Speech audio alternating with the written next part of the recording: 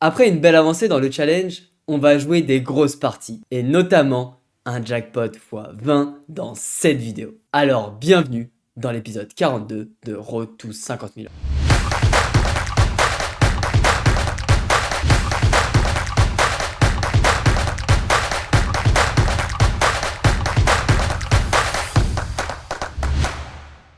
Salut, c'est Lucho et on se retrouve aujourd'hui avec 5452 € de bankroll. Les derniers jours ont été bien bénéfiques et on espère vraiment continuer sur cette lancée. Et quoi de mieux pour ça que de jouer un gros multiplicateur après même pas un quart d'heure de grind. Ah, une petite x10, ça faisait longtemps. Après quelques mains dans la partie, on a une belle paire de 10 servies. SB Open 2.5, je me contente de call pour trap et vient ce flop magnifique. Roi 10 4. Il s'y bet small, pas d'intérêt à fast play ici, je just call pour le laisser continuer, mais malheureusement turn, il check, alors je vais essayer de le gratter doucement, je fais un tiers, mais malheureusement il fold. Puis on enchaîne avec valet set off, j'open en small blind, BB call, et sur ce flop 6-5-2, je s'y bet pot. Mon objectif c'est d'appliquer un maximum de FE tout de suite, et comme ça j'aurai une bonne visibilité à la turn si je touche un valet ou un 7, et parfois, je pourrais continuer mon bluff si mon backdoor quinte s'ouvre.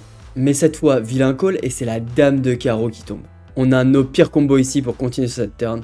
Alors je décide de give up, je check, vilain check et tombe l'as de cœur. J'hésite vraiment à bluff, mais au final, ça va être très dur de faire fold une main faite ici. Et en plus de ça, de temps en temps, je peux gagner avec valet high contre tous les misdraws. Alors je check et vilain check avec paire de 10, je pense clairement qu'on l'aurait jamais fait fold. Et un tour de table plus tard, on se retrouve avec paire de 5 en small blind. Évidemment, je push, mais vilain me retourne direct les as. On est super mal tombé. Et pas de miracle, ces as tiennent jusqu'au bout. Dommage cette fois 10 et il faudra attendre la deuxième session pour jouer une nouvelle partie intéressante. On va jouer une fois 5 et ça va être une partie assez particulière car on va jouer un membre de la Lucho Family.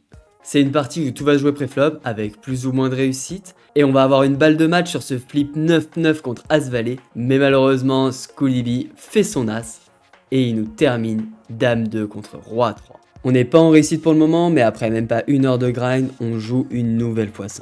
Et après quelques mains dans la partie, j'ai paire de 10 en small blind. Bouton punch, 3 bêtes 6 blindes, BB call et bouton de jam. Allez, sur la x5 on y est. Aïe les valets. Allez le 10. Oui, hold, hold, hold. Elle est belle. Pour le coup, on commence bien cette partie et on se retrouve rapidement contre vilain en heads up. On va jouer un petit pot avec valet 2 off, je limp, vilain check back et on fait troisième paire sur roi, dame, valet. J'ai pas d'intérêt à bet ici, je check back, vient le 4 turn, vilain bet une bébé, alors je call et river sur la doublette du 4, vilain check, alors je check back tranquille. Il me retourne 10 et 6 et on gagne ce tout petit pot. Puis vient roi, dame de cœur. Vilain min raise, alors je jam immédiatement. Allez, roi dame compte à 6, jusqu'au bout. Le run, le roi. Dommage, pas cette fois. Et quelques mains plus tard, on a 5 et 2 de cœur. Vilain limp, je check back tranquille. Et sur roi 5-4, vilain bet une bébé quand je check. Ici, c'est un spot assez intéressant. Certes, j'ai pas une main ultra forte, mais j'ai surtout une main qui est très contente de deny beaucoup de mains telles que 10 et 9, valet 10, dame 10, alors je décide de jouer en raise, mais vilain call cette fois-ci, et sur le 8 de cœur, je décide de repartir en check. De toute façon, j'aurai une super main à call si bet, mais il check back, et la river est juste magnifique, la doublette du 5. Je pense que c'est le type de joueur qui me voit très peu sur un 5, alors je décide de faire ultra small en espérant qu'il me raise. Mais malheureusement, ça prend pas, et il fold. Puis un peu plus tard, il me reste 10 blindes et vilain push. As 3 contre dame 10. Allez, hold. Allez encore, hold. Yes, ça passe. Grâce à cette main, on repasse bien devant. Mais malheureusement, quand on bouge 10 et 4, vilain nous retourne. Paire de roi et fait direct brelan au flop. Et notre brelan à nous ne change rien car ça fait full à vilain. Alors on continue. Et quand vilain min raise, j'ai un push avec As5 contre As4. Oui, le 5. Allez, faut tenir maintenant. Aïe, le 4. Allez, s'il te plaît, là. Je sais pas si tu te rends compte de ma détresse dans ma voix, mais on enchaîne avec ce call avec As6 off. Il me retourne dame 10 de carreau et fait direct son 10 au flop. Allez, 6 As, 6 As. Oh là là, incroyable. Décidément une journée catastrophique et on se retrouve le lendemain avec 4652 € de bankroll. On a souffert la veille et la première session est dans la continuité. Mais par contre quand on relance pour la deuxième session de la journée, c'est là qu'arrive le jackpot qui peut nous relancer.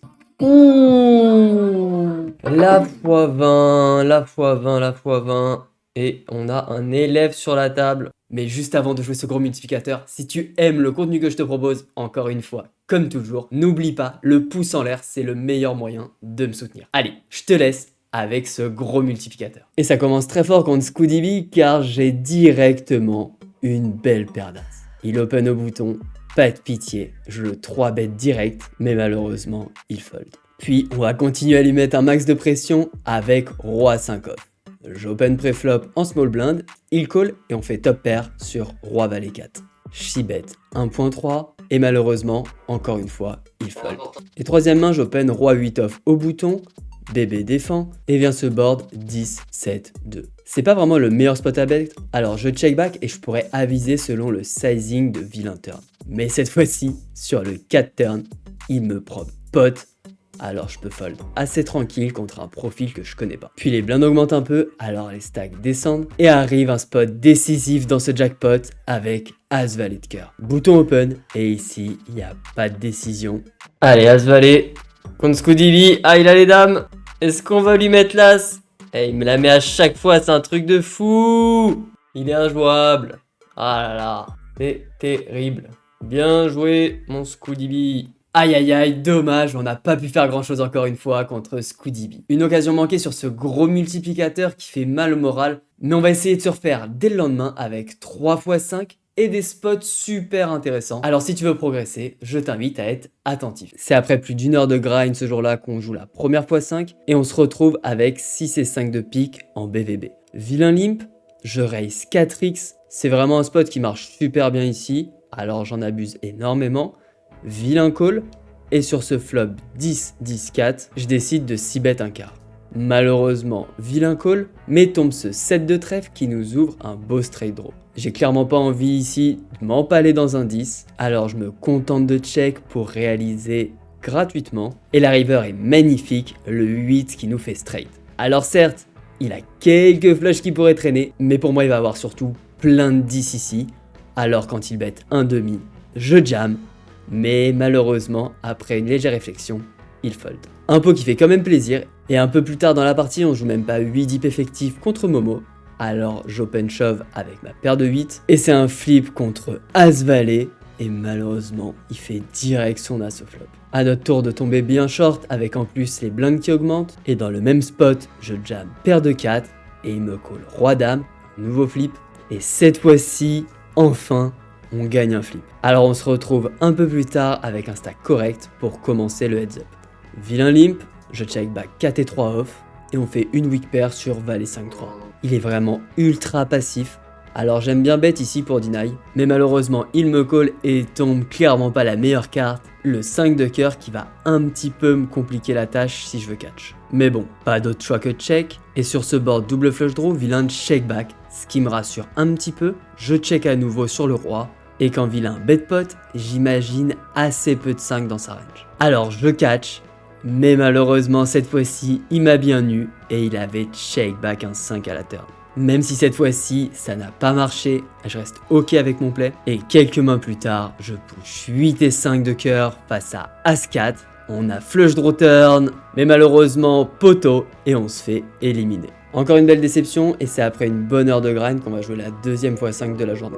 Première main de la partie, j'open As 9 off, SB call et BB call. Alors on se retrouve dans un pot 3 way et je fais top pair sur 9, 4, 3. En 3 way, compliqué de slow play, alors je bet tout de suite un demi, SB fold mais BB call et turn tombe l'As de cœur qui nous fait double pair. Pour le coup ici j'ai peur d'avoir trop de FE, alors je check back et sur ce 8 river qui est une pure brique, vilain propre assez cher avec un bet 8 blindes.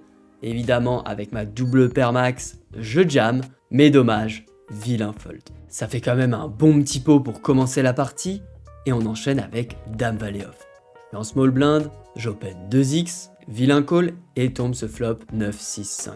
Clairement pas le meilleur spot à bluff, alors je check, vilain snap check, tombe le 2 de carreau, je bet 2.5 Et river sur la doublette du 2, je décide de jam pour faire fold tous les 6, les 5 et pourquoi pas mal de one carreau qui me domine. Mais malheureusement, vilain me snap call avec valet 4 de carreau. On tombe vraiment mal, pour moi il avait très peu de 2, il fast play très souvent ses flushs, et donc je reste ok avec mon play, même si cette fois-ci le plan a échoué. Malgré ce gros pot perdu, on arrive un petit peu à remonter notre stack avec des petits pots avant de jouer à 7 off. Tout va aller très vite, bouton limp, SB jam avec 4,5 bb, alors je jam par-dessus, mes boutons retournent à As-Roi. Il nous faut absolument un 7 magique, mais il ne viendra pas. Après cette énième déception, la bankroll est en train de s'effondrer et il nous reste une dernière opportunité pour sauver les meubles. Elle arrive 20 minutes plus tard avec 7 x 5.